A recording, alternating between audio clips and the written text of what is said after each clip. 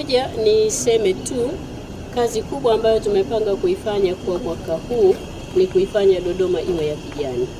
Kwenye vilima vyetu vyote ambavyo mnaviona viko ndani ya jiji letu la Dodoma, tunataka kuanza navyo, kwanza kuanzisha misitu kwenye vilima hivi kabla hatujaendelea kutoka maeneo mengine. Kwa hiyo tumetamani kutimiza matarajio na utashi ule wa Mheshimiwa Rais wetu wa kuifanya Dodoma iwe ya kijani, na kupitia taasisi yetu hii tunaanzia hapa kwa mwaka huu kuvigeuza vilima vyetu vyote viwe vya kijani na tuibadilishe Dodoma.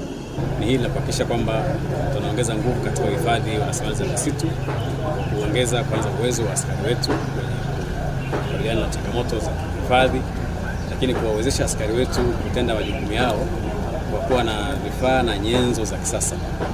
Na moja ya maeneo ambayo tunayafanyia kazi kama TFS ni kuwa na vyombo vya usafiri na mitambo mahususi kwa ajili ya kusimamia na kutoa huduma katika maeneo ambayo tunayasimamia.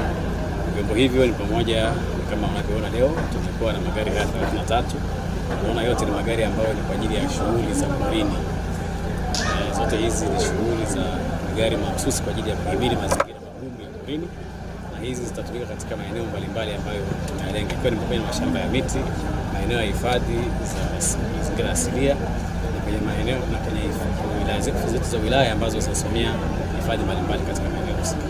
Lakini utaona pia tumekuwa na vyombo hivi, pikipiki hizi. Hapa tuna sample kama alisema Mheshimiwa Waziri, ni wakilishi tu, lakini ziko 36 na hizi zitatumika pia katika maeneo hayo ya kuhifadhi yenye malengo ambayo ni kuongeza jitihada za kufika katika maeneo ambayo pengine gari hazifiki au kuweka wigo mpana wa kufika. Na TFS kama ambavyo inajikita katika kuhakikisha usimamizi thabiti wa misitu yetu, tumewekeza pia nguvu sana katika teknolojia, matumizi ya satellite kwa ajili ya kupata taarifa za haraka na kwa wakati mahususi, mambo ambayo tunayatumia kupata taarifa na mienendo ya matukio mbalimbali yanayokuwa kutoka moto.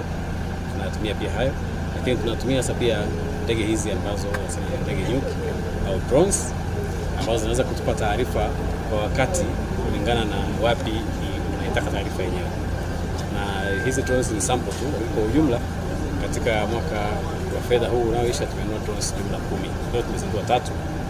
Na hizi ni vyombo ambavyo vina nguvu sana, kwenda kilomita 20 one direction moja na kurudi. Na kwa maana hiyo zinaweza na kwenda juu kwa kiasi cha takriban mita 5. Ni sehemu ambazo kweli kinaweza chombo hiki kutoa taarifa mahususi kwa wakati na kusaidia kwanza